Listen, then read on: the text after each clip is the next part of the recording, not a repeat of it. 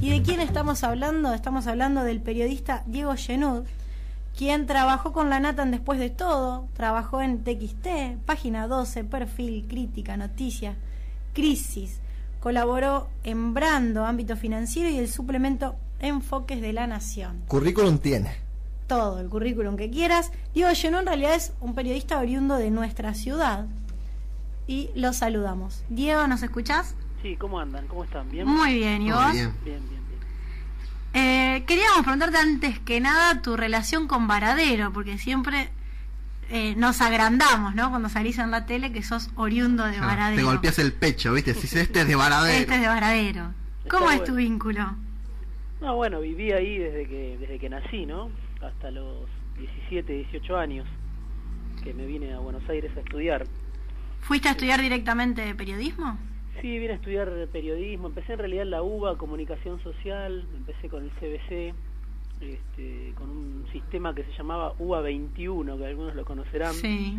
De educación un poco a distancia, y después ya empecé a cursar a partir del año siguiente que me vine, que fue hace un montón de tiempo.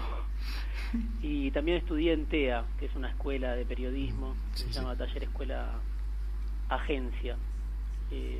Así que bueno, nada, ahí cursé la primaria en la escuela 3 y la secundaria en la Berizo.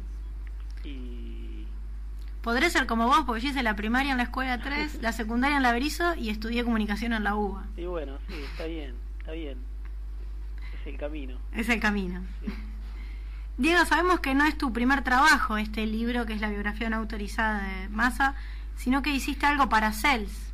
¿Cómo fue esa experiencia? Contanos. Claro, bueno, yo en esa época militaba en la agrupación Hijos, el tema de derechos humanos, y hice un trabajo para el CELS con otro compañero, que era en realidad una recopilación del archivo de los diarios sobre Luis Abelardo Patti, un excomisario que en la década del 90 fue intendente de Escobar, y que estaba denunciado y bueno, hoy está preso por crímenes de lesa humanidad.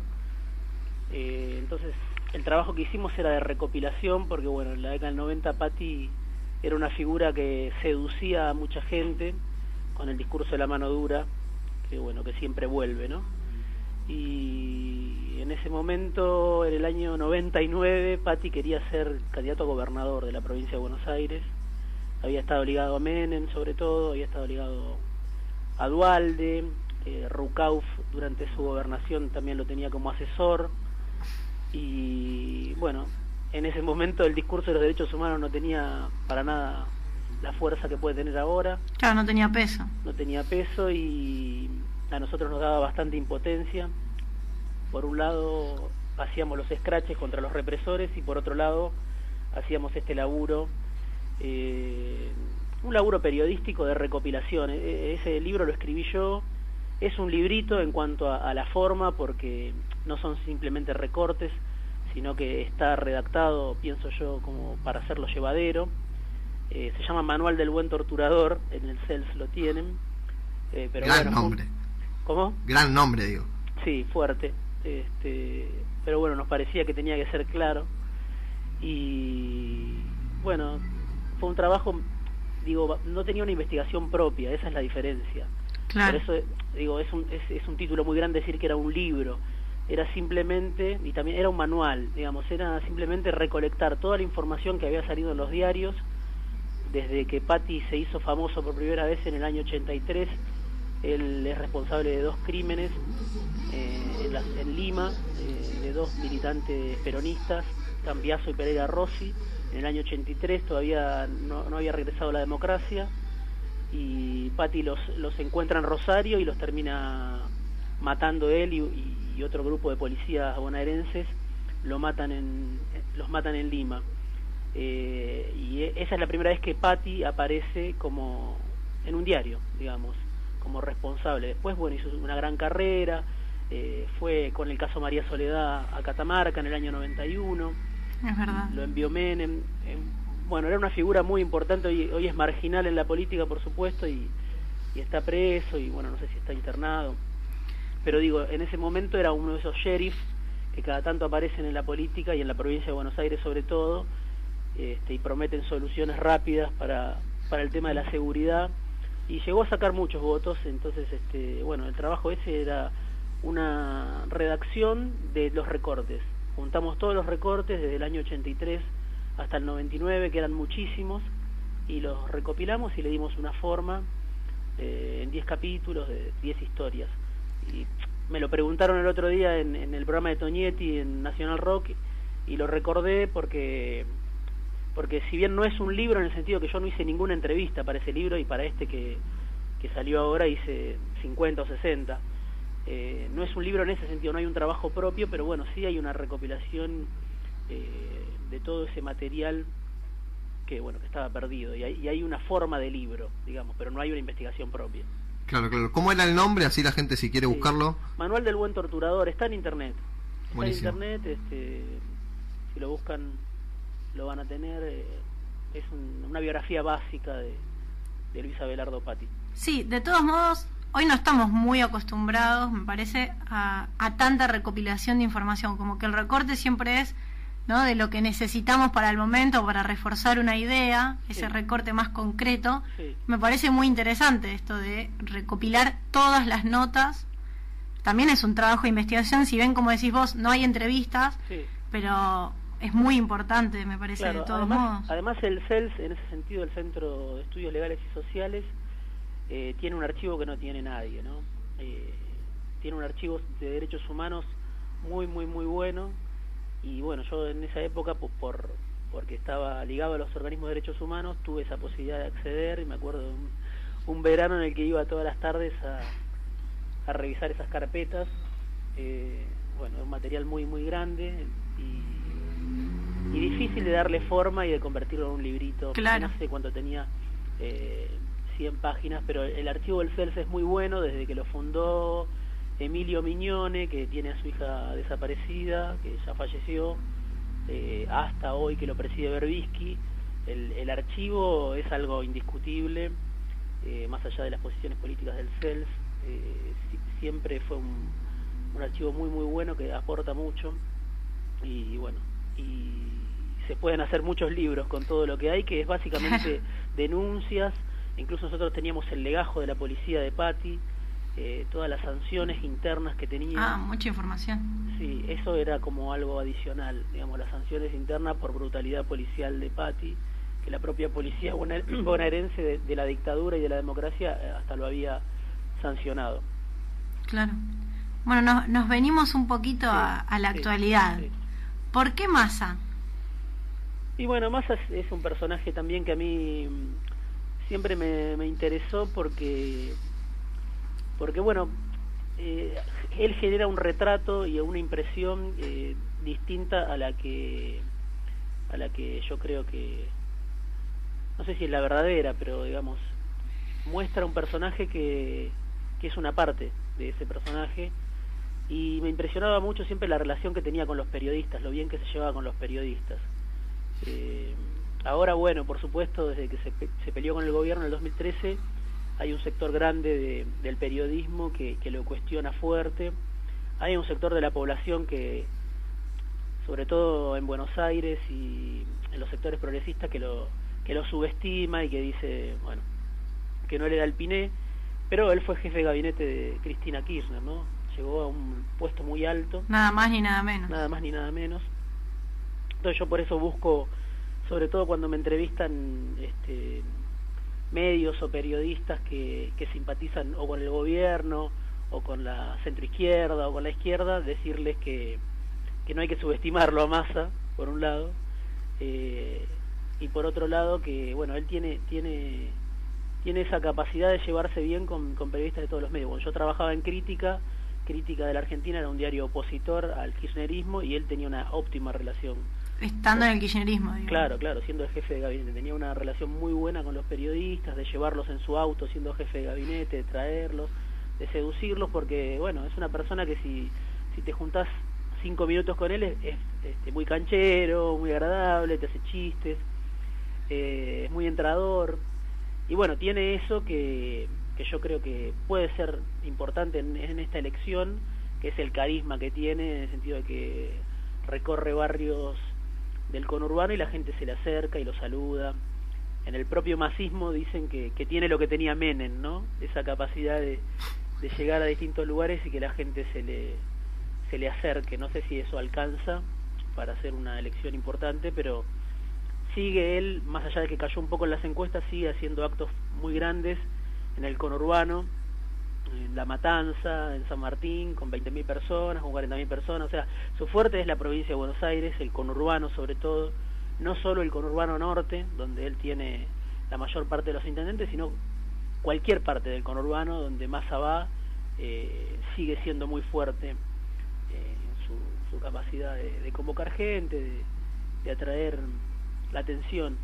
Y bueno, nada, ahí ya lo empecé a seguir del año 2009, sobre todo, porque él llegó al kirchnerismo y era una figura bastante extraña para el kirchnerismo, ¿no? Porque venía rodeado de asesores de Rucauf, bueno, la relación con Barrio Nuevo, con Galmarini, era una figura ligada, si se quiere, al menemismo y al dualdismo, por decirlo de alguna manera. Y que llegara tan alto en el kirchnerismo era sorprendente. Entonces, bueno, a partir de ahí lo empecé a seguir y a escribir notas. Me tocaba el rol de criticarlo, porque había otros periodistas que lo elogiaban, como sigue habiendo ahora. Y bueno, nada, tampoco mi objetivo es, digamos, no es que tenga una cosa personal con Massa, sino que me gusta contarlo desde otro lugar. No, ¿te parece un personaje mucho más interesante en el detrás de escena, por decirlo de alguna manera, sí, que en lo que uno ve de él? Sí, claro. Y bueno, y después en el año 2013 hice una nota en la revista Crisis, que se llamó El Pastorcito Mentiroso, y donde yo contaba un poco... Otro buen nombre, ¿no? Fue una nota bastante leída, estaba en internet, y bueno, fue antes de que se lance como candidato del Frente Renovador, y además en ese momento nadie lo criticaba, porque el gobierno todavía no lo criticaba, porque tenía la esperanza de que se quede en el kirchnerismo, ¿no? Claro, era ese tire y afloje, sí, lo recuerdo. Claro, fueron esos meses, esos primeros 6 meses de 2013 donde la oposición no lo criticaba porque lo esperaba con los brazos abiertos, un sector del peronismo y otros sectores más conservadores, y también tampoco lo criticaba el gobierno porque apostaban a que se quede en el Frente para la Victoria, o como intendente, o que fuera candidato del Frente para la Victoria. Y bueno, como yo estaba por fuera de esas especulaciones y no me interesaba lo que, o sea, no cambiaba mi opinión lo que hiciera Massa, escribí esa nota donde contaba un poco su origen político, la cuestión de los barrios cerrados en Tigre, su relación con... Bueno, un poco estaba su relación con el Papa, un poco estaba el germen de este libro, digamos, ¿no? En esa nota, que era una nota bastante extensa, del tema de la seguridad, ¿no? Claro, o sea que ya es un personaje que venís siguiendo. Ahora, lo que vi es que la biografía no es autorizada. Sí. O sea que, ¿qué pasó? ¿Fuiste a hablar con él? ¿Quisiste hablar con él? ¿Por qué se negó? Y no, o sea, yo en realidad a él lo vi el año pasado, en 2013 y 2014 lo vi 4 veces cuando vino el programa en el que yo trabajo, Canal 26 de Maximiliano Montenegro. Y las 4 veces le dije que estaba escribiendo el libro, él me dijo que sí, que me iba a dar la entrevista, por eso también ese doble discurso de Massa, ¿no? Con una sonrisa, seguro.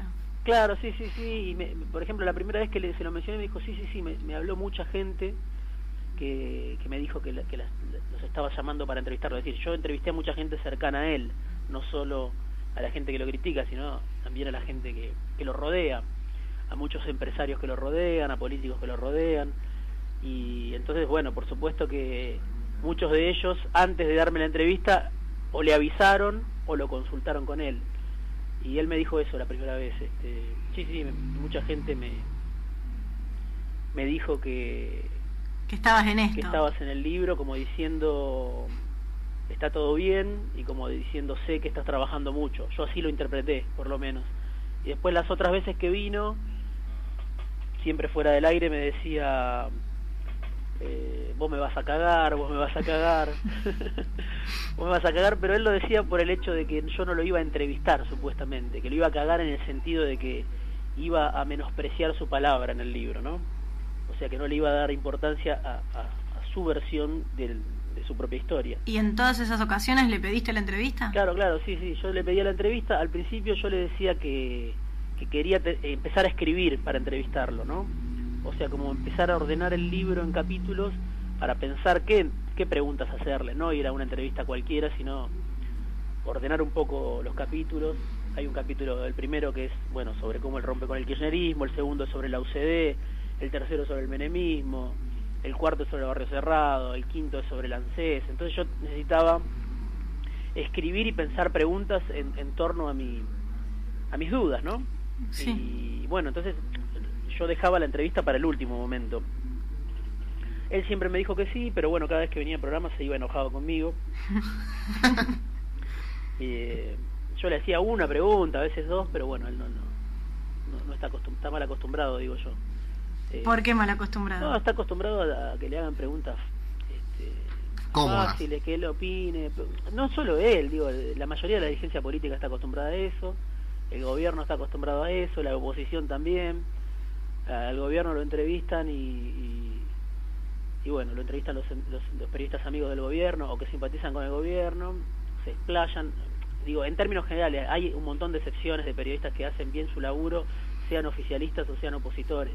Pero digo, en términos generales, pasa eso, que cuando habla el gobierno le preguntan por lo mala que es la oposición, y cuando habla la oposición le preguntan por lo malo que es el gobierno.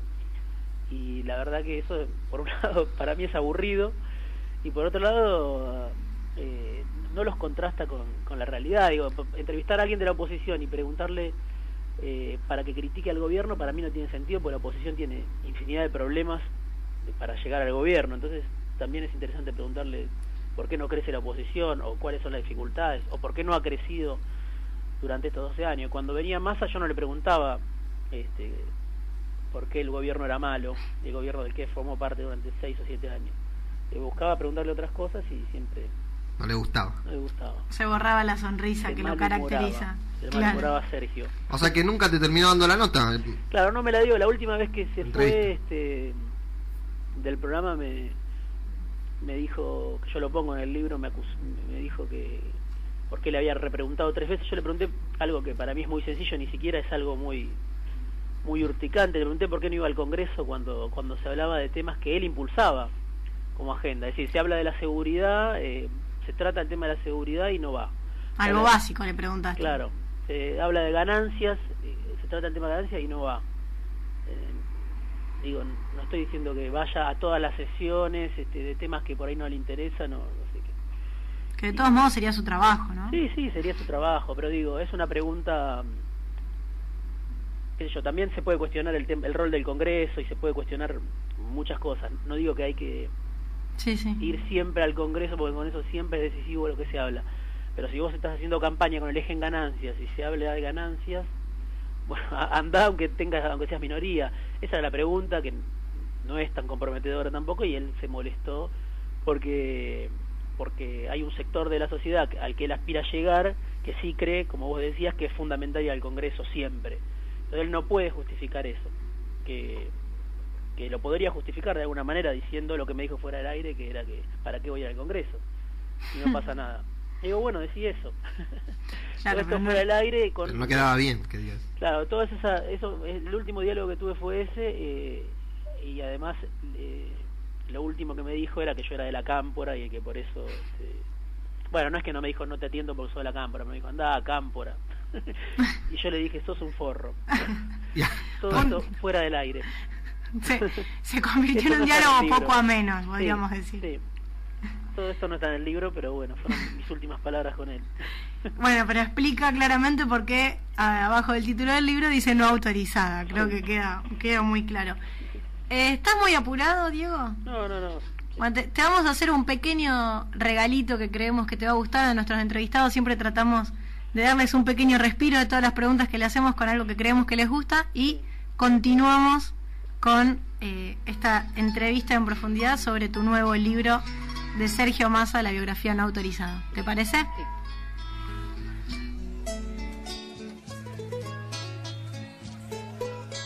Aire para vos, FM Tiempo 103.5. Queríamos preguntarte qué lugar ocupa la mujer de Sergio, Malena Galmarini? Sí. ¿Qué lugar ocupa su vida y su vida política, no? Sí. Yo creo que ocupa un lugar importante desde siempre. Más allá de que yo creo que Malena y Massa son una sociedad política, digo, más allá de la relación personal, de pareja, son una familia, así como Néstor Kirchner y Cristina Kirchner fueron una sociedad política mientras él vivió. Me parece que en este caso también Malena, bueno, es la que lo lleva a los planos nacionales a Massa. Massa se vincula a través de su suegra, Marcela Durrié, que es una dirigente, una candidata en San Isidro. Ella siempre fue muy menemista, sigue siendo menemista, como digo yo, aunque ya Carlos no pueda corresponderla, porque ya no puede expresarla, pero siempre fue muy menemista y en el año 96, 97, ella era parte de la pata menemista en la provincia de Buenos Aires, que, como todos recordamos, era territorio dualdista absolutamente dentro del peronismo. Entonces, eran la punta de lanza de una misión imposible, ¿no? Que era que el menemismo penetre en la provincia de Buenos Aires.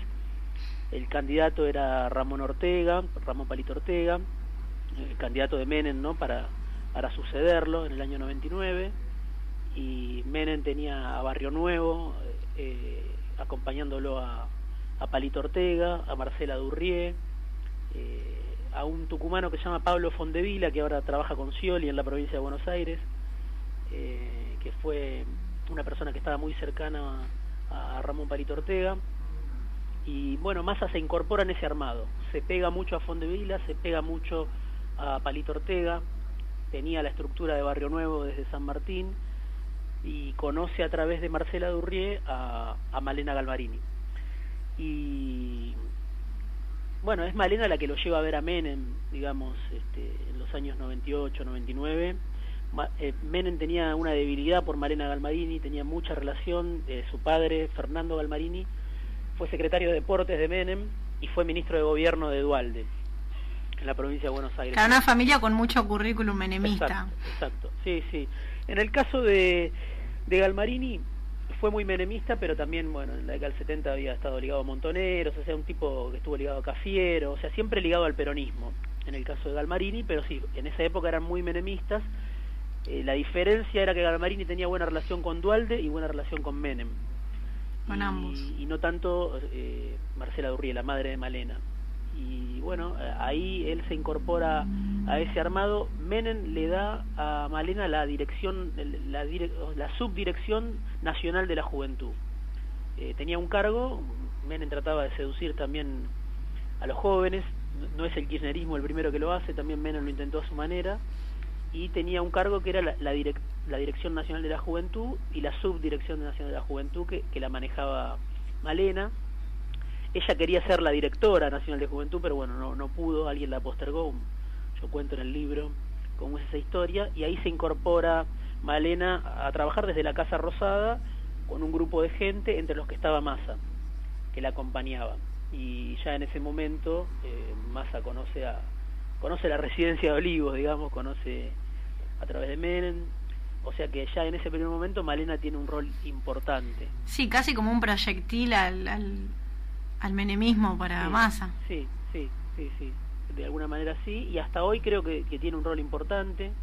Ella es alguien que entiende de política, que también se crió en una familia con mucha militancia, más allá de la opinión que podamos tener. Desde muy chica conoció lo que era la política, y bueno, ella por ejemplo está en la famosa cena de Wikileaks, que es la cena que se conoció de los cables de la embajada norteamericana que se filtraron. Bueno, ahí ella está presente en eso. Claro, hay decenas de miles de cables de la embajada norteamericana que se conocen. Hay un capítulo sobre la Argentina que está en un libro que es bastante interesante, de Santiago O'Donnell, que es un periodista de Página 12. El libro se llama, hay dos libros, uno se llama Argenleaks y el otro Politileaks, y sí, en esos libros Massa es protagonista, y en uno de los encuentros en el río Luján, en la casa de este empresario Jorge O'Reilly, que era amigo de Massa, hay 6 personas.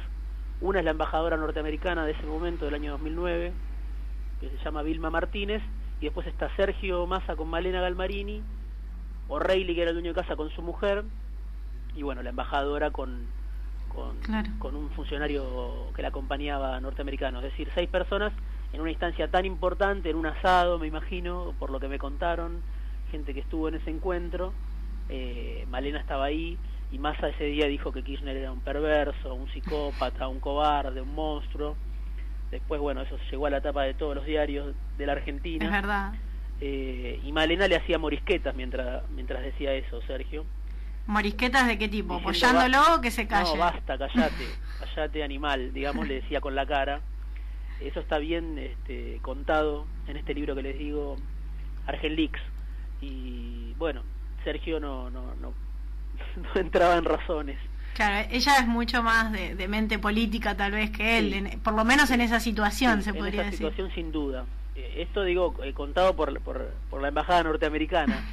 Presente en ese momento. Sí, o sea, hay un cable que informa a la embajada norteamericana, así que si se reúnen con el embajador norteamericano tengan cuidado de lo que dicen, porque, bueno, obviamente se informa a Estados Unidos y, bueno... Y se difunde. Bueno, en este caso se filtró, por eso, como dice en el libro yo pongo ahí un capítulo que se llama La madre de la mala leche, porque alguien que estuvo ahí me dice, bueno, tuvo la madre de la mala leche y que se filtró ese cable, bueno, cuando contaba eso.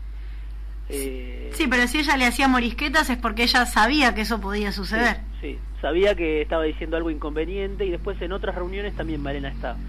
En reuniones importantes, como con Paolo Roca, que es el CEO de Techim, la multinacional más grande de la Argentina. Massa se reunió en el 2013, antes de las elecciones, con Paolo Roca, porque eso es algo que yo cuento, la relación de Massa con el poder económico, y que hoy está apostando más a Macri, me parece a mí que esto es algo que bueno, para analizar o discutir, pero que en un momento Massa era el candidato del poder económico y ahora me parece que es Macri. Claro. Ya no es tanto Massa, o puede ser incluso Scioli. Sí. Pero bueno, Massa como que quedó relegado, y en ese encuentro con Paolo Roca estaba Malena Galmarini. Digo, en reuniones importantes ella está, después hay una mesa chica del masismo, donde está Alberto Fernández, que era el jefe de gabinete de Néstor y de Cristina, donde está Juanjo Álvarez, que era el intendente de Burlingame, que fue ministro de Seguridad. Los que se fueron, digamos. Sí,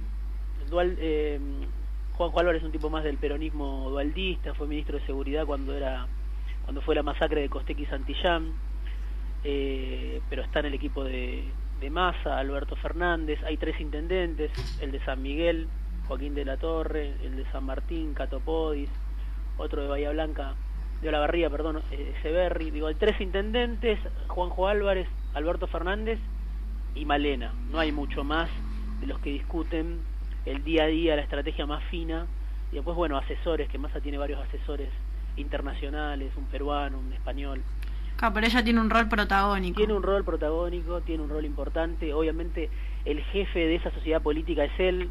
En el libro me lo dice Galmarini padre, me dice el jefe Sergio ya desde ese momento. Pero bueno, es una figura importante Malena, y bueno, evidentemente se expresan distinto, como cuando fue el robo a la casa de Massa, aparecieron juntos. Massa dijo una cosa y ella dijo otra. Massa deslizó como que era un robo común y ella dijo, esto no es un robo común. Tiene una personalidad fuerte, como cuando se cruzó con Scioli después de eso en un estudio de América TV, y se cruzaron. Scioli la fue a saludar y ella le dijo, con vos todo mal, pedazo de forro. Sutil. Fuerte. Sutil. O sea, cuando decís fuerte es verdad que es una Sí, personalidad. sutil. Así que bueno, es una figura importante. Yo tampoco hablé con ella, pero me parece, por lo que reconstruí, por las instancias en las que aparece, por lo que dice la gente del masismo, y por estos cruces públicos, sus apariciones públicas, es una figura importante. Y en Tigre es la secretaria de Desarrollo Humano. Algunos dicen que puede ser la intendente en algún momento. Tiene una pelea con el intendente que dejó Massa, que es como un delegado de Massa, que se llama Zamora, Julio Zamora. Hay la mitad de los concejales responden a Zamora, la mitad responden a Malena. Bueno, Una especie interna. Sí, digamos, no es una figura menor. Claro, no es la esposa de, sino Sí, que es sí. parte de las mesas chicas de decisiones del masismo. Sí, exactamente. Vos recién nos decías que que tal vez, que considerás que el poder económico está tendiendo más a apoyar a Macri que a Massa en este momento, y que, bueno, que está perdiendo este apoyo Massa. Y en Varadero al día de hoy tenemos 5 listas del Frente Renovador. ¿Vos qué podés interpretar de lo que va a suceder con esto? No, a ver, no conozco la verdad lo que está pasando en Varadero, no estoy informado ni tengo información fina, así que no sé qué está pasando en Varadero. Me parece, por alguna cosa que vi cuando Massa fue a Varadero, que ese primer intento que hizo él de sumar a gente de la coalición cívica por un lado y del peronismo tradicional o duro por el otro, se complicó un poco. No sé qué pasa en Varadero, pero a nivel nacional se complicó porque Carrió empezó a pegarle muy fuerte a Massa, bueno, después Carrió se fue con Macri, y los sectores que venían de la coalición cívica a nivel nacional se fueron retirando del masismo. No les quedó mucho margen. Entonces él intentaba en un primer momento representar al peronismo bonaerense, el peronismo tradicional, incluso algún sector del kirchnerismo, del sindicalismo peronista, y también representar a sectores de la coalición cívica, más republicanos, llamémosle. Eso a nivel nacional no prosperó. Como que se terminó yendo uno, se terminó yendo otro. Massa se quedó más con el peronismo. Claro. A nivel de la provincia, de los grandes distritos de la provincia, me parece a mí, y sobre todo a nivel nacional. Hay un legislador que se llama Walter Martelo, que es de la provincia, que es de la coalición cívica, pero no hay mucho más. En su momento sumó a Pablo Lanuse, que es un fiscal que fue interventor en Santiago del Estero. Lanuse se fue, duró 2 meses. Queda Adrián Pérez, pero digo, no sé si hay grandes sectores de la coalición cívica adentro del masismo. Puede ser que en Varadero existan, yo no conozco demasiado, pero me parece que tuvo un problema con eso cuando Carrió salió tan fuerte a decir que era el candidato del narcotráfico, más o menos, Massa, ¿no? Así que me parece eso, que se complica para tener a todos los sectores que él quería. Muchos de esos sectores se fueron con Macri hoy, ¿no? De la mano de Carrió. Y bueno, Massa lo que tiene, que no es confiable para el poder económico, y eso hasta podría ser una virtud, incluso. Algunos lo ven como alguien que tiene mucha autonomía, que es impredecible, que no se sabe lo que va a hacer. Entonces le cuesta, tiene un problema con el Grupo Clarín. El Grupo Clarín no confía en Massa porque Massa viene con su propio grupo de empresarios adosado, el Grupo América, Vila, Manzano. Claro, no es un candidato propio, sería. Claro. Tendría que compartirlo. Claro, no es tan fácil de digitar, digamos, y también el poder económico, después de ver la autonomía que tuvo Kirchner y las confrontaciones que tuvo Kirchner con distintos sectores del poder económico, no quiere comprar cualquier cosa. Entonces Macri aparece como un candidato mucho más propio. Y como decía, hay un periodista, un amigo que se llama Martín Rodríguez, que bueno, trabaja en Radio Nacional y trabajaba en la revista Crisis. En Twitter se llama Tinta Limón, le paso el chivo. Él decía, Massa, a diferencia de Scioli y Macri, es un tipo que viene de la política. Se formó en la política desde el principio, se formó en la UCD, ¿no? Pero viene de la política. Scioli y Macri vienen de otro lado.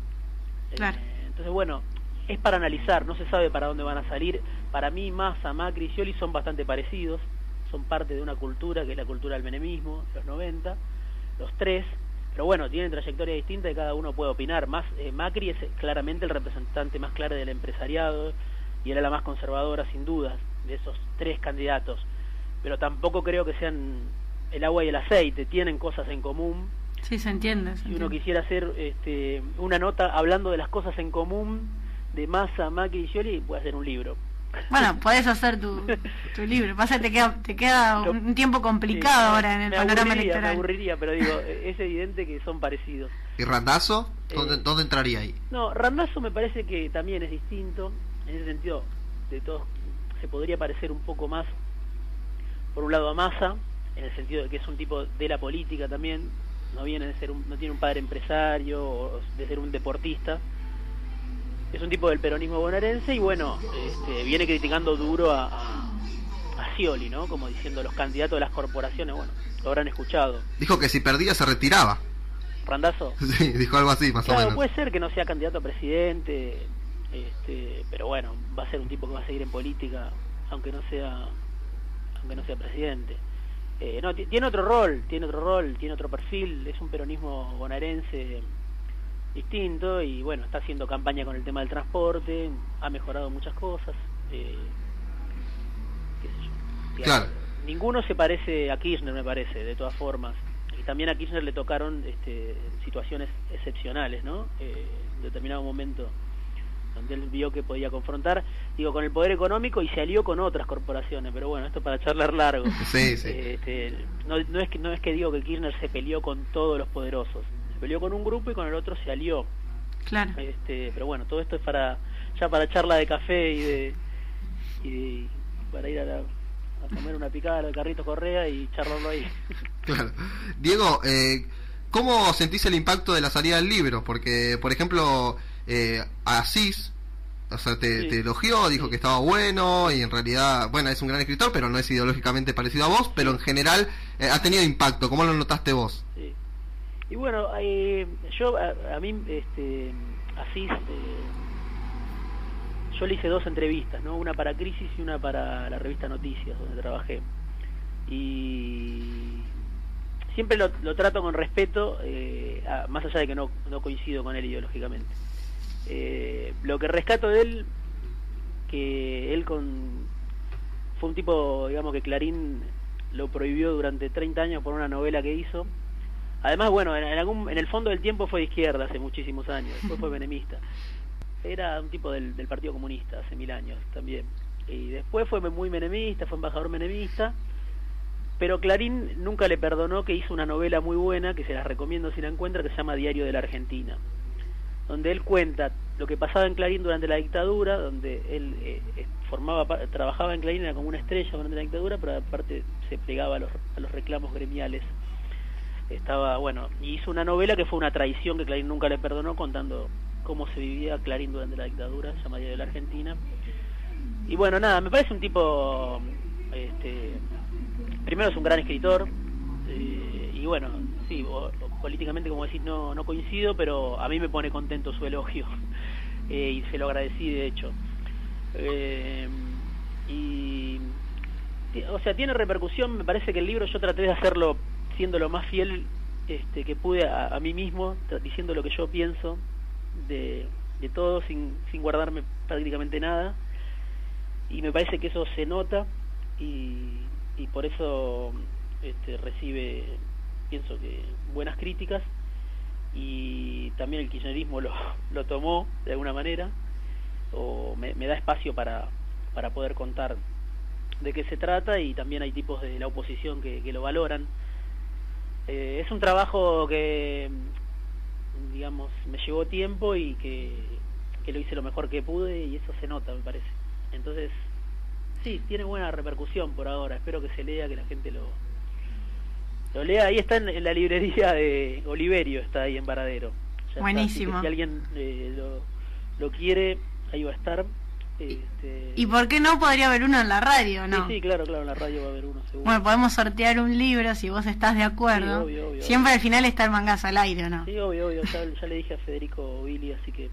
Perfecto. Sí. Bueno, va a haber un libro entonces de Sergio Massa, la biografía no autorizada de Diego Genud, para potenciar entre los oyentes la lectura de este trabajo tan profundo. Habías dicho como 60 entrevistas, ¿no? Sí, alrededor de 60 entrevistas, 1 año y medio.